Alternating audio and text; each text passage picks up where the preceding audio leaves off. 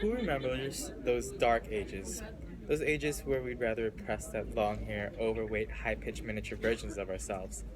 Well, a lot of my childhood consisted of being bullied by the bigger and fitter kids. Growing up, I realized that bullies don't go away, they just get bigger and badder, but we also learn to fight back and prevent it. Listening to my speech is beneficial to you because it raises awareness to the cause of many people getting hurt. You can use this knowledge to protect the people you care about and hopefully persuading you to believe that working together will give us a better chance at bullying prevention.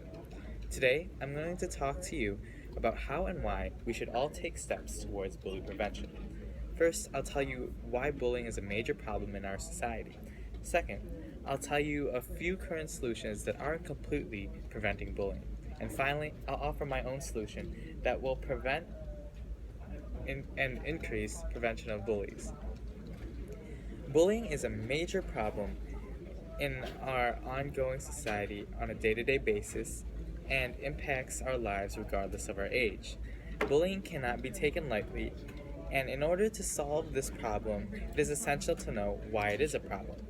Bullying is so complex because everyone perceives the word bullying differently. It is commonly defined as aggression towards others with intent of belittling. There are so many forms of bullying.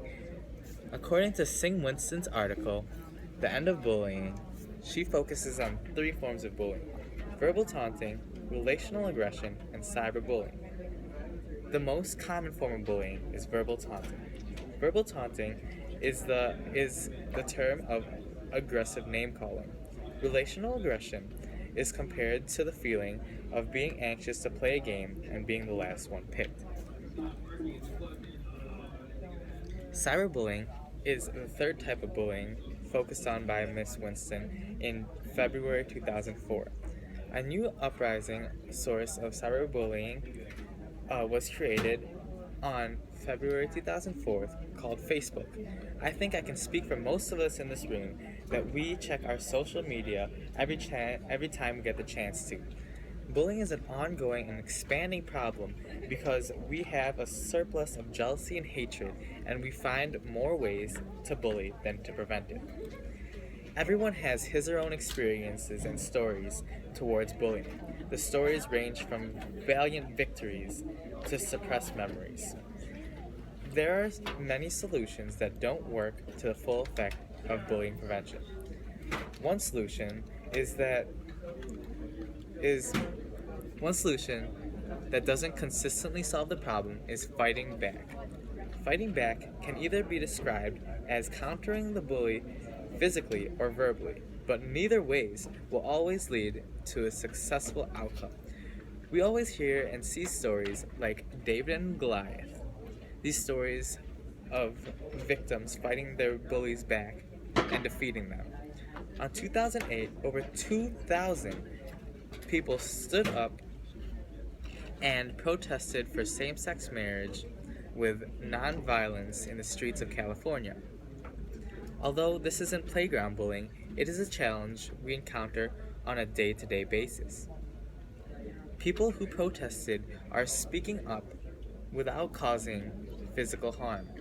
This nonviolent approach was used to raise awareness and has positive results. This event relates to everyday bullying in schools because it helps prove that fighting back is not always the answer. Because fighting fire with fire will only lead to a bigger flame, and only more violence can result from fighting back. This evidence proves that fighting back is an inefficient solution. Another ineffective solution is taking the situation to a more authoritative figure.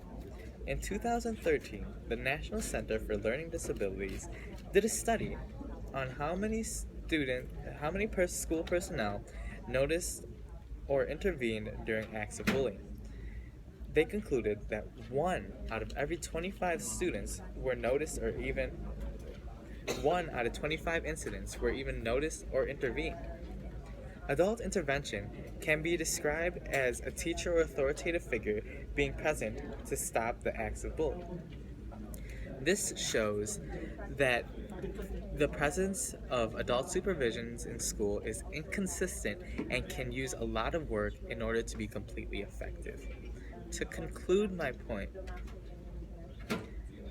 the evidence shows that an authoritative figure can be inefficient in many cases, because imagine yourself being one of those 24 cases that aren't noticed. There are many more inefficient solutions that are happening at this moment, but I am proposing an idea to rid bullying at a younger age.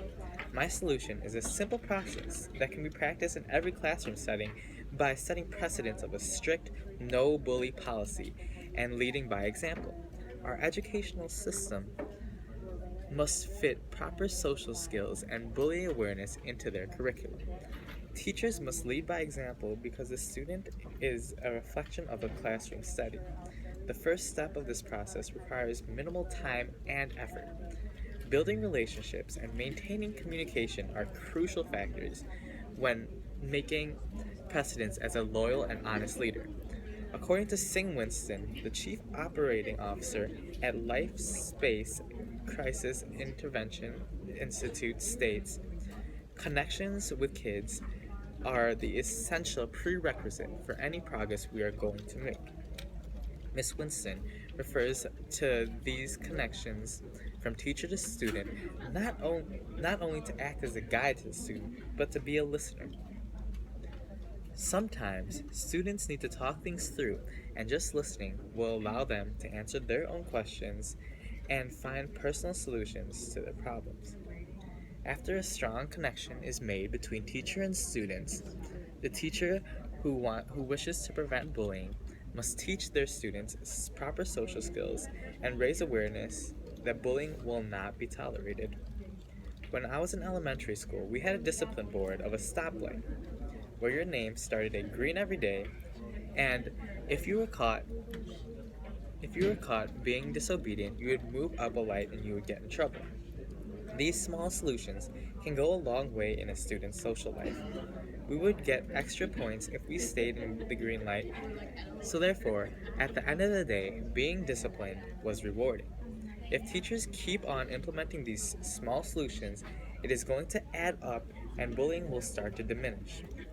Many students are unaware of what bullying is and should be educated of the definition of at a younger age. Bully awareness must be added and implemented into their education curriculum. In September 2014, the Senseless Bullying Must Stop Task Force did a study on middle schools that explained 13% of students indicated that they were unsure whether they had been bullied or not.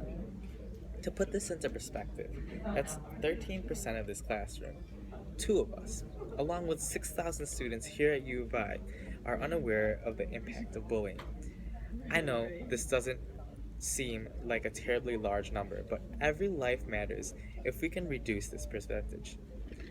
This can be done through education because some bullies are unaware of their actions, and educating them will persuade them to make the right decisions. Educating the youth will bring bullying to an end. In conclusion, I explained to you the definition of bullying and emphasized that it is a major problem. Secondly, I explained two inefficient solutions and I gave you one of my effective solutions. Bullying is a very sensitive point of discussion, and regardless of our story, we must be productive in raising awareness and stand in unity to prevent it. If there is one thing I want you all to remember from my speech, it would be that each one of us has a voice to make a difference and to make a stand. So say with me, bye bye bullies.